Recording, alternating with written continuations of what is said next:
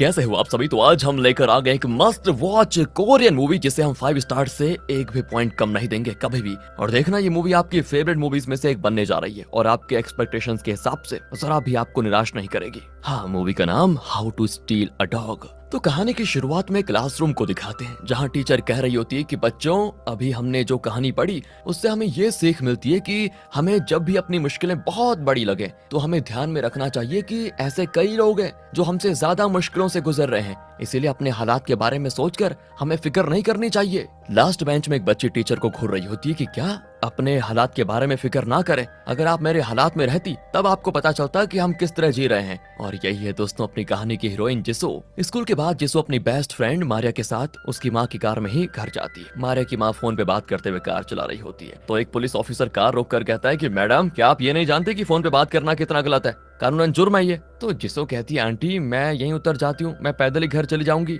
मारिया कहती तुम्हारा घर तो बहुत दूर है ना, तुम पैदल कैसे जाओगी। जिसो कहती नहीं नहीं जरा पास ही में है, मैं चली जाऊंगी, आप जाइए। कहकर जिसो उतर कर चलने लगती है। मारिया कहती है माँ आप पुलिस ऑफिसर से अपनी बात पूरी कर लीजिए, तब तक मैं जरा टहल के आ जाती हूँ। ये कहकर वो चुपके से जिसो का पीछा करने लगती है और जिसो एक पार्क में जाकर किसी को ढूंढती है, लेकिन लगता है वहाँ वो नहीं है जिसे वो ढूंढ रही है। वो पास ही के एक सुपरमार्केट में जाती है जहाँ एक छोटा लड़का फ्री नूडल सैंपल को पेट भर खा रहा होता है। ये कोई और नहीं जिसो का छोटा भाई है दोस्तों, बैन। दूसरी ओर एक बहुत बड़े रेस्टोरेंट के मैनेजर को दिखाते हैं जिसका नाम है सोयंग। वो एक स्टाफ से कहता है कि ये बहुत ही लग्जूरियस रेस्टोरेंट है, यहाँ सिर्फ बड़े बड़े लोग ही आते हैं, इसलिए उन्हें सर्व करते वक्त ध्यान से करना और बहुत नरमी से बात करना। वैसे तुम्हारी नौकरी पक्की हुई या नहीं ये तो रेस्टोरेंट की ओनर ही बताएगी। ये स्टाफ दोस्तों कोई और नहीं जिसो की माँ है जिसका नाम है लिज और वो अभी अभी इस रेस्टोरेंट को ज्वाइन करने आई है। तब वहाँ पर एक डॉग को लेकर एक औरत आती है तो सोयंग उसको सलाम करता है क्योंकि यही है इस रेस्टोरेंट की ओनर पेनी। वो पूछती है ये औरत कौन है। सोयंग कहता है कि ये यहाँ पर काम करने आई है मैडम।